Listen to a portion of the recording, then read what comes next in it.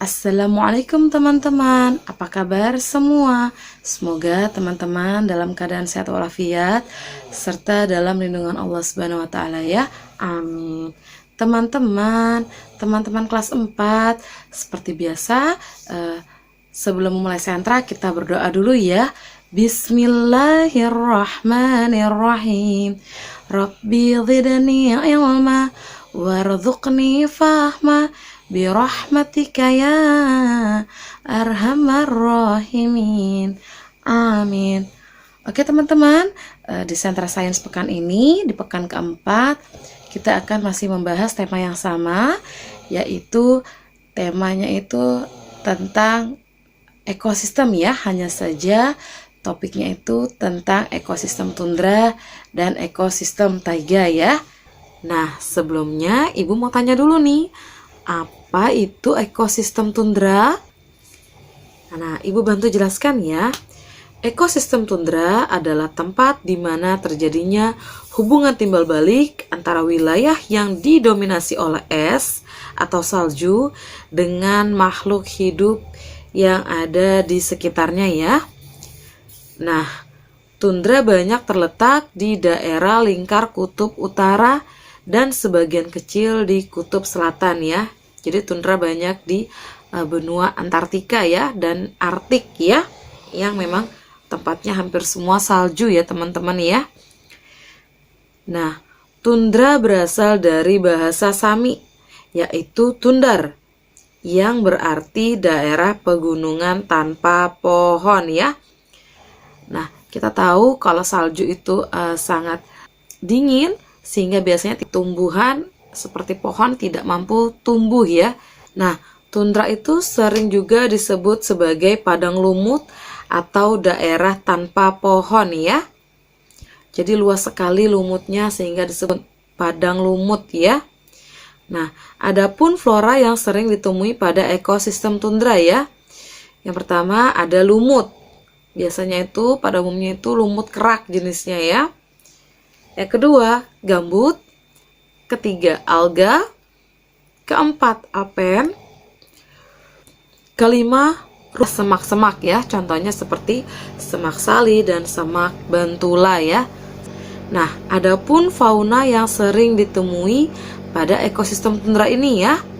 Yang pertama, ada bison kutub, ada rusa kutub, ada penguin, ada singa laut, ada rubah, ada beruang kutub, ada elang, ada burung hantu, dan ada ikan paus ya. Biasanya ada ikan paus putih atau paus beluga dan ikan paus bertanduk ya atau paus narwhal ya. Yang ikan paus ini itu biasanya hidup itu untuk ekosistem tundra yang berada di dalam air ya. Nah, hewan-hewan atau tumbuhan yang tadi udah Ibu sebutkan itu masih banyak contoh lainnya ya.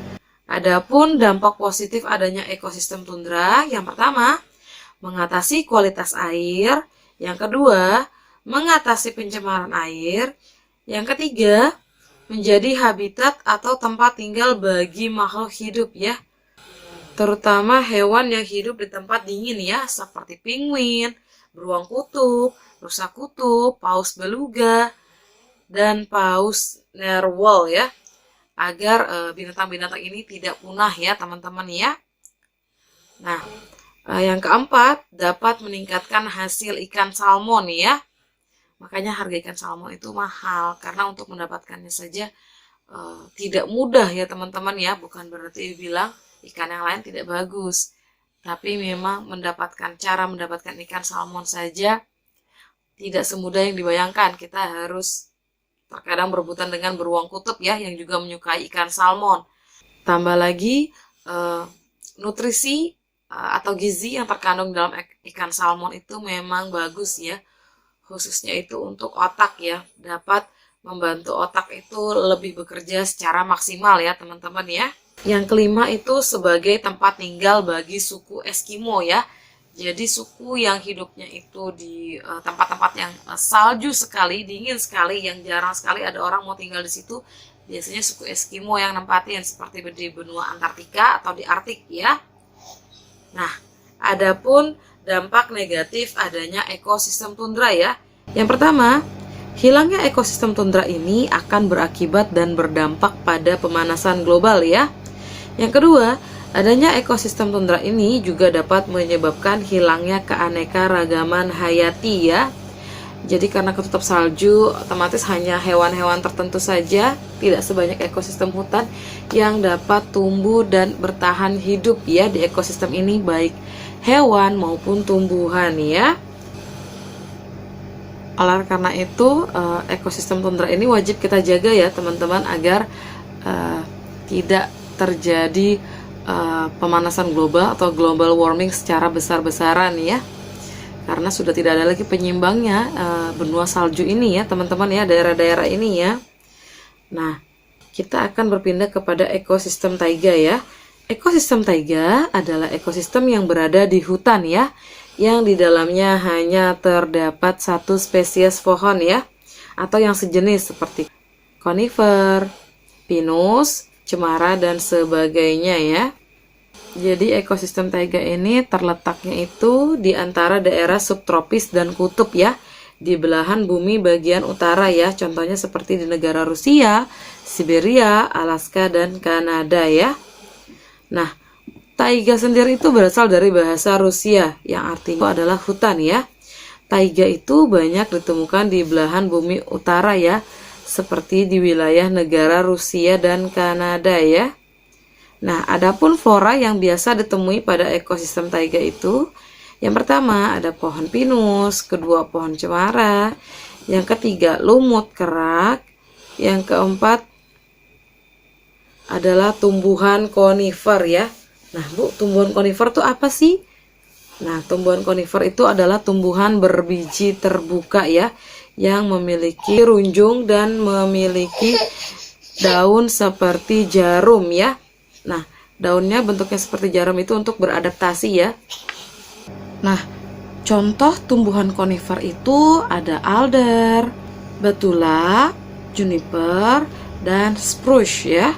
Nah, adapun fauna yang biasa ditemui pada ekosistem taiga ya, ada beruang hitam atau grizzly, ada tupai, ada gagak hitam, ada kelinci kutub atau snowshoe, ada kucing salju, ada burung-burung yang berimigrasi ya. Contohnya itu burung ptarmigan atau burung gamebird atau burung Arktik, dan burung grey jay atau burung Kanada jay ya. Rusa kutub dan serigala ya. Nah, adapun manfaat adanya ekosistem taiga ya. Yang pertama, daerah penghasil kayu ya. Nah, biasanya tumbuhan yang hidup di ekosistem ini memiliki fungsinya masing-masing ya, seperti batang tumbuhan konifer ya, yang dapat digunakan sebagai bahan baku pembuatan kertas ya. Nah, yang kedua, dapat mempertahankan kesuburan tanah, mencegah erosi, mencegah banjir, dan tempat mempertahankan keanekaragaman hayati ya. Nah, di dalam tanahnya juga terkandung air tanah dan memiliki tata air tanah yang alami ya teman-teman ya. Yang ketiga, hutan sebagai paru-paru dunia yang dapat menghasilkan oksigen ya. Yang keempat, dapat berperan mengatur iklim dan cuaca. Yang kelima, memiliki pohon pinus yang banyak, dapat menjadi bahan piknegenol ya, yang sering dimanfaatkan untuk pembuatan obat pereda nyeri lutut, dapat meringankan peredaran darah, kram akibat menstruasi, dan meningkatkan memori untuk lansia ya, biar nggak gampang lupa ya, nenek dan kakeknya ya. Jadi kulit pohon pinus dan daun jarumnya, maksudnya daun yang bentuknya kayak jarum itu banyak mengandung vitamin C ya teman-teman ya. Dan yang keenam, menurut hasil penelitian bahwa kita berjalan-jalan menelusuri daerah hutan pinus dapat menghilangkan stres ya, dan dapat meredakan flu, sinus, penyakit paru-paru, dan bronkitis ya. karena udara yang kita hirup itu masih murni, tidak bercampur dengan polusi ya. Apalagi tadi ada bagian dari tumbuhan ini yang banyak mengandung vitamin C ya. Itu bagus untuk tubuh ya. Nah, dari sini Ibu harap teman-teman sudah mulai memahami materi yang Ibu berikan ya. Jika ada yang kurang jelas, silahkan ditanyakan pada saat recalling atau minta bantu orang tuanya atau pendampingnya di rumah untuk menghubungi Ibu ya. Nah, seperti biasa teman-teman, pesan Ibu, karena kita masih di wabah virus corona ini, masih pandemi, teman-teman tetap di rumah saja ya nak. Di rumah saja, ditahan walaupun sudah bosan ya, demi kebaikan kita bersama ya. Jangan lupa teman-teman berdoa sama Allah semoga segera mengangkat wabah virus corona ini ya, biar kita bisa berkumpul kembali, sekolah kembali, dapat beraktivitas seperti dulu ya. Nah, teman-teman pastikan di rumah saja, mandinya sehari 2 kali, makan makanan yang bergizi, olahraga dan mainnya di rumah saja. Jika teman-teman terpaksa keluar rumah pun pastikan menggunakan masker, face shield, dan membawa hand sanitizer ya. Oke, Ibu akhiri dengan kafaratul majelis ya.